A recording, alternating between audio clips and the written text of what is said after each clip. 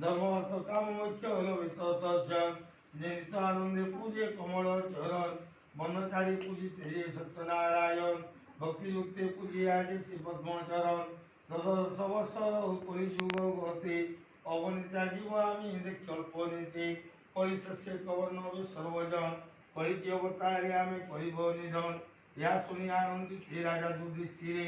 গোবিন্দে বন্দিয়া স্বর্গে গেল শরীরে হেন কালী শুন কিছু অপূর্ব কথন অবন্দিন গৌরী অবতীর্ণ নারায়ণ একমনয়া শুন সর্বপ্রাণী শ্রীমধুসূদন বলে এভাবে ষোল পানি বড় আনন্দ